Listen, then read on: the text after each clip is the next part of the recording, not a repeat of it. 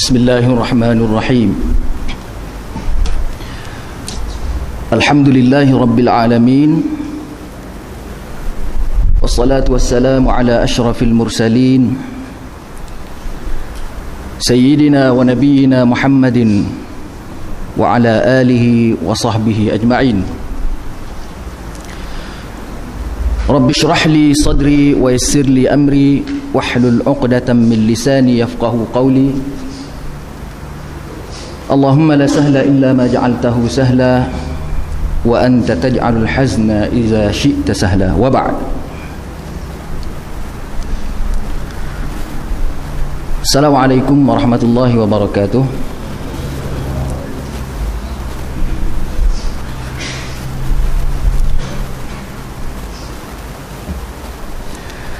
Pertama sekali kita panjatkan kesyukuran kepada Allah Subhanahu wa taala kerana masih lagi memberikan peluang pada kita untuk meneruskan kehidupan di dunia ini. Mudah-mudahan baki umur yang ada pada kita Allah Subhanahu wa taala berkatinya untuk kita lakukan amalan dan ketaatan pada Allah. Seperti Abang Zul tadi, latar pendidikan saya saya baru habis belajar daripada Universiti Al-Iman Yaman, pulang ke Malaysia dalam 2 tahun yang lepas, dan sekarang ini menetap di Kota Damansara. Jadi tuan-tuan, puan-puan ahli jemaah surau Ubudiyah yang dihormati sekalian,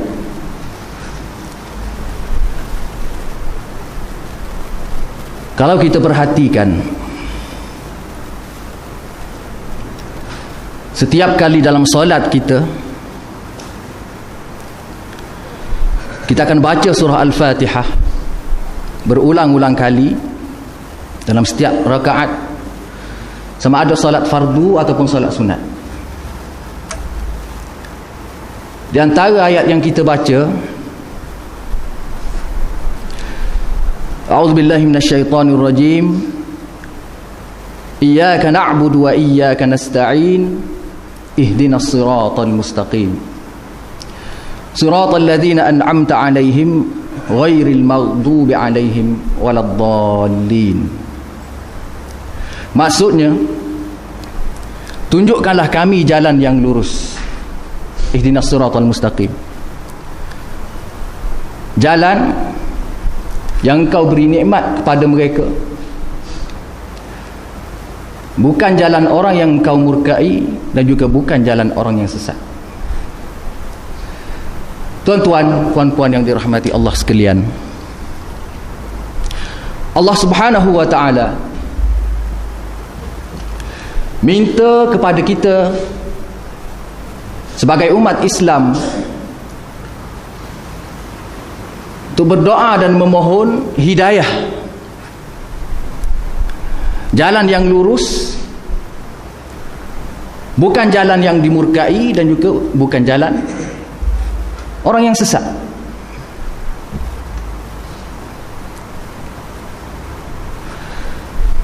Nabi Muhammad sallallahu alaihi wasallam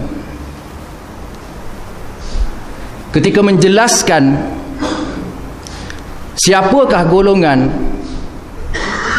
yang dimurkai oleh Allah Subhanahu wa taala dan siapakah golongan orang yang sesat, Nabi Muhammad sallallahu alaihi wasallam bersabda,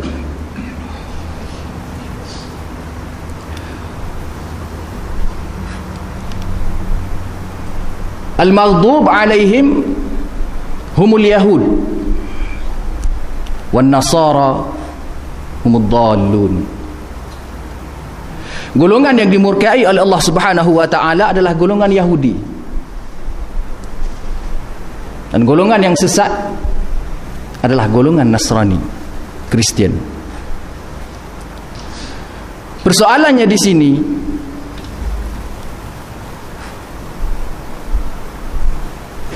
Yahudi Allah Subhanahu wa ta'ala utuskan kepada kaum ini Nabi Musa alaihissalam dengan kitab Taurah.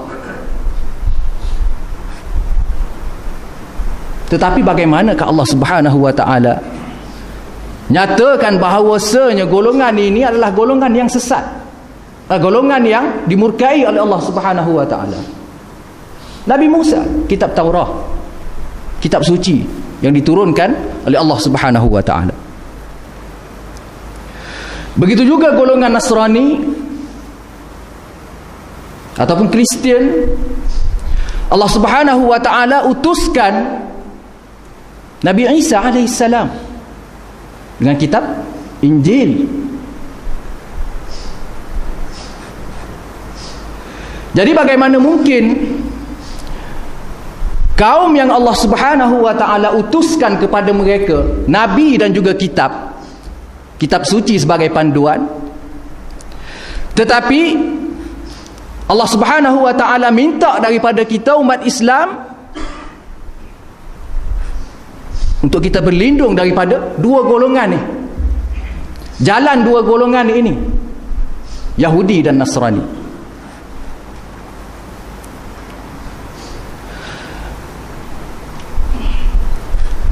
Kaum Yahudi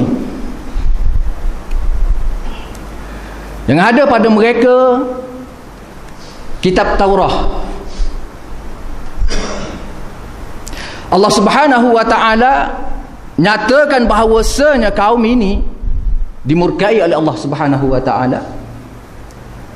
Kerana apa?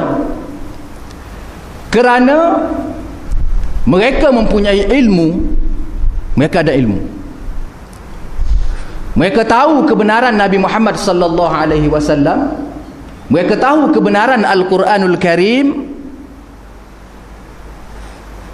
tetapi dalam masa yang sama mereka meninggalkan amal, tidak beramal dengan apa yang mereka tahu. Jadi golongan Yahudi, kenapakah mereka dimurkai oleh Allah Subhanahu wa ta'ala? Kerana mereka ada ilmu tetapi mereka tidak beramal. Kemudian golongan Nasrani ataupun Kristian, Allah Subhanahu wa ta'ala sifatkan mereka sebagai sesat. Kenapa? Kerana kitab yang ada pada mereka hari ini merupakan pilihan daripada manuskrip-manuskrip yang banyak. Kemudian mereka pilih beberapa kitab untuk mereka jadikan panduan dalam agama mereka.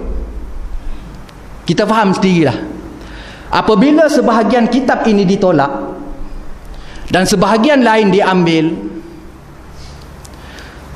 boleh jadi kebenaran yang ada dalam manuskrip-manuskrip itu ditolak, tidak termasuk dalam kitab Injil.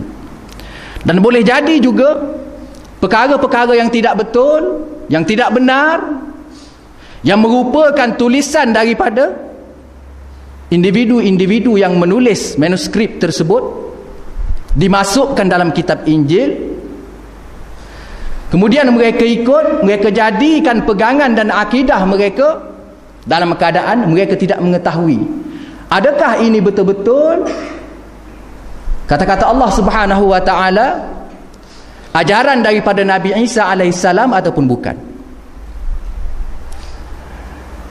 Jadi golongan Kristian ini Allah Subhanahu wa ta'ala sifatkan mereka sebagai sesat kerana mereka tidak pasti, ataupun mereka ikut apa yang ada dalam kitab mereka. Dalam masa yang sama mereka menolak benda-benda yang berkaitan yang ditulis oleh ulama-ulama mereka, yang mana kitab mereka itu merupakan undian daripada pengikut-pengikut Kristian. Mana satu yang kita nak pakai daripada manuskrip yang banyak itu.